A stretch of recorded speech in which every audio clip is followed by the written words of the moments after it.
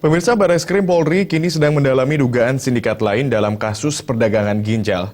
Dugaan ini berdasarkan penyelidikan terhadap jumlah korban perdagangan ginjal yang bertambah dari 15 menjadi 30 orang.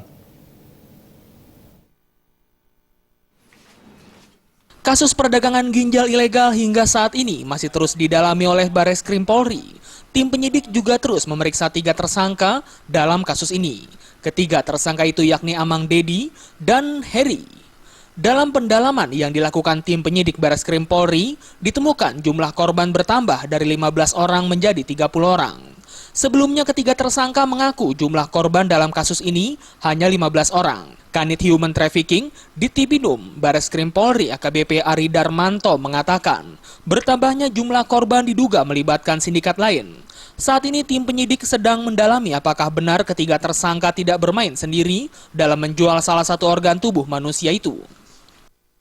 Unsurnya sudah jelas, substansinya cukup jelas, ya ini proses, cara, dan tujuan.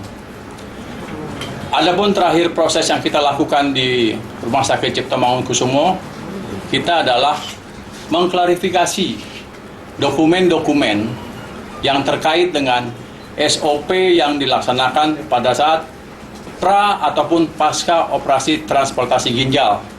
Jadi bukan keterkaitan terhadap apa yang dilakukan ilegal oleh para dokter dan dalam hal ini ahli di bidang proses transplantasi. Jadi kami sekali lagi menyampaikan bahwa yang terkait penggeledahan kita adalah untuk mengumpulkan dokumen terkait terhadap para korban yang berhubungan langsung dengan ketiga tersangka. Ari menambahkan kasus perdagangan ginjal ini merupakan kategori kasus perdagangan orang.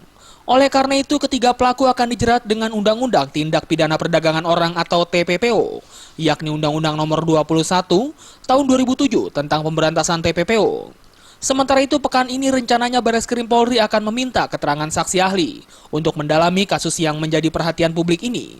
Keterangan saksi ahli yang akan diperiksa berasal dari Ikatan Dokter Indonesia dan Kementerian Kesehatan. Dari Jakarta, Henry Fajaryadi melaporkan.